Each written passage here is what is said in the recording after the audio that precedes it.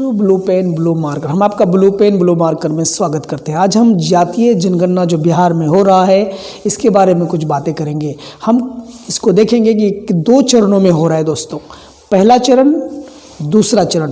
पहला चरण शुरुआत हो रहा है 7 जनवरी से लेकर के 21 जनवरी तक, और दूसरा चरण जो इसका शुरू होगा, जो वास्तविक होगा, वो 1 अप्रैल से लेकर के 30 अप्रैल के बीच में कंप्लीट हो जाना है। तो चलिए हम लोग पहला चरण के बारे में पहले बात कर लेते हैं, फिर दूसरे चरण के बारे में भी हम लोग बात करेंगे।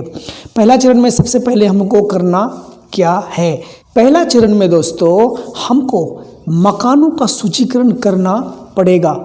मकानों का सूचीकरण करने के बाद सेकेंड स्टेज जब आएगा 1 अप्रैल से लेकर के 30 अप्रैल के बीच, तो उसमें हम लोगों को वास्तविक कैलकुलेशन करना पड़ेगा, फिर इसको मोबाइल ऐप पे डालना पड़ेगा। हम बाद में बात करते हैं। फिलहाल जो हम लोगों का जो मकान सूचीकरण की जो प्रक्रिया है, वो पहला स्टेज, जो पहला चरण है जातीय जनगणना 2022 का, उसमें यही है। तो मकान सूचीकरण में सबसे पहले बात आती है ईबी, जो हमारा इन्यूमरेशन ब्लॉक है या गणना क्षेत्र है, उसका निर्धारण करना। किस तरह करेंगे? जैसे आप इस नक्शा को देख पा रहे हैं। हालांकि ये यहाँ से शुरू होकर के जो मेन रोड जा रहा है दोस्तों, ये इस तरह से, ये घरों को दिखाना ज़रूरी नहीं है, लेकिन जहाँ जहाँ आपको मंदिर, मस्जिद, तालाब, गिरजाघर या पोस्ट ऑफिस, स्कूल, इस तरह की चीज़ें आ जाएं, वहाँ उसको रेखांकित करना है, उसको दिखाना है। और फिर सिंपली जो मेन रोड जा रहा है उस मेन रोड को दिखा देना है, कहाँ नदी है, कहाँ नाला है। इन घरों को फिलहाल दिखाने की ज़रूरत नहीं है। आप इस पेज को देख सकते हैं कि किस तरह से एक नज़री नक्शा बनाया गया है।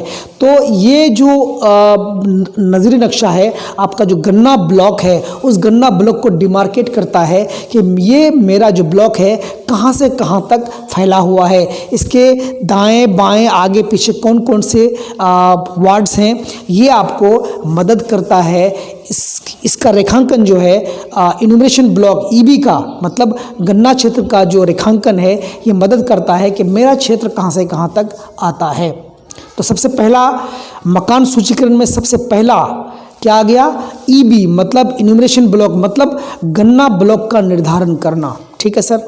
दूसरा स्टेज इसी में आता है सर कि मकानों का निर्धारण करना, मकानों को गिनना, मतलब गृह संख्या का निर्धारण, मतलब कौन सा मकान आवासीय है, कौन सा गैर आवासीय है, कौन सा पक्का है, कौन सा कच्चा है, ये सारा मकानों का सेकेंड स्टेज, पहले स्टेज का दूसरा स्टेज है ये। पहला स्टेज तो आपका हो गया मकान सूचीकरण, उसमें 3 स्टेज है। पहला स्टेज है आपको ईबी, जो है आपका इन्यूमरेशन जो ब्लॉक है, वो जो गन्ना ब्लॉक है, उसका निर्धारण। फिर गृह संख्या का निर्धारण, वो जो सेकेंड स्टेज। थर्ड स्टेज हो जाएगा सर, उस एक रजिस्टर तैयार करना होगा, गृह संख्याओं से संबंधित एक रजिस्टर तैयार करना होगा। और इस रजिस्टर में भी 4 बातें होंगी। पहली बात, पहचान का विवरण। पहचान का विवरण, इस रजिस्टर में सबसे पहली बात आएगी पहचान का विवरण। दूसरी बात आएगी मकानों का विवरण, मकान सूची का विवरण। और तीसरी बात आएगी बेघर मकानों का सूचीकरण, मतलब बेघर कितने लोग रह रहे हैं, उन मकानों को भी हमको दिखाना है, गिना जाना है। आप इस तरफ यहाँ देख रहे हैं, ये इस तरह की जो आपको मकान सूचीकरण, इसी तरह से मैं आपको इस पर डिस्कस कर रहा हूँ कि इसमें किस किस तरह के, इसमें 10 कॉलम हैं। ये सारे के सारे आपको जब वहाँ जाएंगे तो इन कॉलम्स को आपको भरना पड़ेगा, प्रत्येक परिवार में जा कर के उसके मुखिया का साइन भी करवाना पड़ेगा। तो ये जो रजिस्टर बनेगा सर, इसमें 4 बातें होंगी। पहली बात हो जाए पहचान का विवरण, दूसरा आ जाएगा मकान सूचीकरण का विवरण, ये पूरा विवरण हमको लेना पड़ेगा। तीसरा आ जाएगा बेघर, जो लोग नहीं हैं, जो लोग जिनका घर नहीं है, उनका भी हमको सूची बनाना पड़ेगा। और चौथी बात, मकान सूचीकरण करने के बाद हमको परगना को एक प्रमाण पत्र की ज़रूरत पड़ेगी, तो वो प्रमाण पत्र इसी रजिस्टर का हिस्सा हो जाएगा। तो मैं आपको जल्दी में समझाता हूँ। फर्स्ट स्टेज, पहला स्टेज जो होगा, पहला चरण जो होगा, पहला चरण में 3 बातें होंगी, नंबर 1, नंबर 2, नंबर 3। पहला चरण तो हो जाएगा ईबी का निर्धारण। पहला हो जाएगा आपका ईबी का निर्धारण मतलब गन्ना ब्लॉक का निर्धारण हो जाएगा। दूसरा पॉइंट हो जाएगा सर ग्रह संख्या का निर्धारण। ग्रह पंजी जो है हमको ये तैयार करना पड़ेगा। अब रही बात, इस ग्रह पंजी में 4 बातें होंगी, 1 2 3 4। पहली बात हो जाएगी पहचान का विवरण, पहचान, ठीक है सर, पहचान का विवरण पहली बात होगी इसमें। दूसरी बात आ जाएगी मकान सूची का विवरण। मकान सूची जो आप यहाँ देख रहे हैं, ये मकान सूची उसका विवरण आ जाएगा, मकान सूची का विवरण आ जाएगा। तीसरा में जाएगा बेघर वालों की सूची, बेघर वालों की सूची हो जाएगी। और फाइनली हमको ये तैयार करने के बाद एक प्रमाण पत्र हमको लेना पड़ेगा। पत्र क्या करना पड़ेगा? लेना पड़ेगा। तो ये पहला स्टेज की ये सारी बातें हैं जो आपको याद रखनी है, ज़्यादा कुछ है नहीं। पहला स्टेज में हमको 3 चीज़ करना पड़ेगा। हमको गन्ना ब्लॉक का निर्धारण करना पड़ेगा, हमको उसका गृह संख्याओं का निर्धारण करना पड़ेगा, फिर हमको गृह पंजी एक तैयार करना पड़ेगा। और फिर गृह पंजी में हमें 4 बातों का ध्यान रखना पड़ेगा। पहला पहचान का विवरण, दूसरा मकान सूची का विवरण, और बेघर परिवार कितने हैं उसका विवरण, और फिर हमको लास्ट में ये जो सूची हम तैयार करेंगे इसके बाद रजिस्टर बनाने के बाद हमको एक पहचान पत्र भी हमको प्रमाण पत्र भी हमको लिया जाना है। तो ये 4 चीज़ें आ गई पहले इस गृह पंजी के अंदर। और पहला स्टेज के अंदर जो कि हमको 7 जनवरी से 21 जनवरी तक करना है, वो यही स्टेज है। आप बिल्कुल शॉर्ट में इसको देख सकते हैं। अब दूसरे स्टेज के बारे में हम लोग बात करते हैं। दूसरा स्टेज, ये जो दूसरा स्टेज होगा सर, इसको हम लोग दूसरा स्टेज जो होगा, इसमें होगा दूसरे स्टेज में हमको रियल जो काउंटिंग होता है, जो रियल वास्तविक जो हमको गणना करना है, वो हमारा सेकेंड स्टेज में होगा। और सेकेंड स्टेज में क्या क्या होगा हम आपको बता देते हैं। जो स्टेज है ये 1 अप्रैल से 30 अप्रैल तक चलेगा। और इसमें जो पहला स्टेज है, जितने भी प्रगणक हैं, जितने भी इन्यूमरेटर्स हैं जो घर घर जा कर के सब कुछ करेंगे, उनको जितना भी आंकड़ा वो एकत्रित करेंगे, उन आंकड़ों को मोबाइल ऐप पर उसको क्या करना पड़ेगा? संकलित करना पड़ेगा।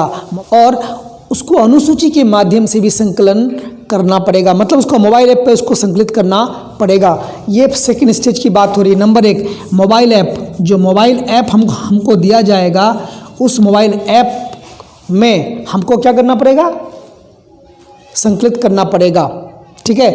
पॉइंट नंबर 2 चार्ज अधिकारी, अनुमंडल अधिकारी, जिला अधिकारी, सबका इसके द्वारा अवलोकन होगा और फिर उसकी संपुष्टि होगी। एक स्टेज ही मेन हमारा कैलकुलेशन है, चूँकि पहला स्टेज में सारे आंकड़ों को इकट्ठा किया जाएगा, फिर सेकेंड स्टेज में इसको मोबाइल ऐप पर प्रगणों के द्वारा उसमें संपुष्टि की जाएगी। फिर इसको चार्ज अधिकारी, अनुमंडल अधिकारी, जिला अधिकारी इसको देखेंगे, इसका सर्वेक्षण करेंगे, ऑब्जर्व करेंगे, फिर इसके लिए एक पोर्टल तैयार किया जाएगा और फाइनल शेप दे दिया जाएगा। अब रही बात कि सर जिला अधिकारी जो है वो इसके लिए नोडल ऑफिसर है, नोडल पदाधिकारी है, और इसी के द्वारा जितने भी नीचे लोग काम करेंगे सबका सब, चाहे वो चार्ज अधिकारी हो, अनुमंडल अधिकारी हो, चाहे वो प्रगणक हो या उसका सहायक हो या ऑब्जर्वर हो, है ना, जितने भी लोग हैं सबकी जो नियुक्ति है उन्हीं के द्वारा, नोडल ऑफिसर के द्वारा किया जाएगा। अब रही बात पर्यवेक्षक और प्रगणक को छोड़ करके जितने भी लोग हैं इस प्रोसेस में, सबका क्षेत्र पहले से निर्धारित किया हुआ है। सिर्फ अब तो पर्यवेक्षक और जितने भी इन्यूमरेटर्स हैं, जो प्रगणक हैं, उनको भी उनका क्षेत्र दे दिया गया है। आज 7 तारीख है, आज से लेकर के जब किट मिल जाएंगी सब कुछ, तो फिर 21 जनवरी तक ये पूरा काम, पहला स्टेज का ये जो पहला स्टेज है इसका पूरा काम हो जाना है।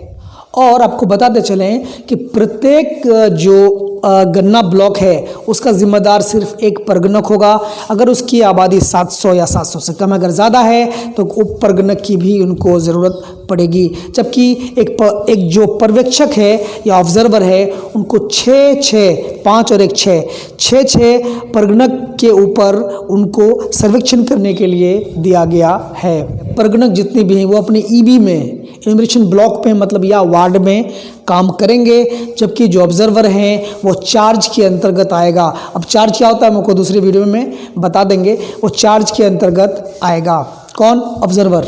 हम आपको बताते चले कि जितने लोग, जितने पदाधिकारी, जितने कर्मी इस प्रोसेस में जातीय जनगणना के प्रोसेस में भाग लेंगे, सबकी पूरी सूचना, कंप्लीट इन्फॉर्मेशन इस पोर्टल में क्या किया जाएगा? एंट्री कर दिया जाएगा।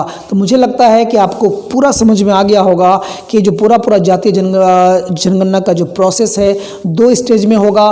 पहला स्टेज में क्या क्या होगा मैंने आपको यहाँ बता दिया, दूसरा स्टेज में क्या क्या होगा बस ज़्यादा कुछ होना नहीं है, क्योंकि सब कुछ पहला स्टेज में हो जाएगा।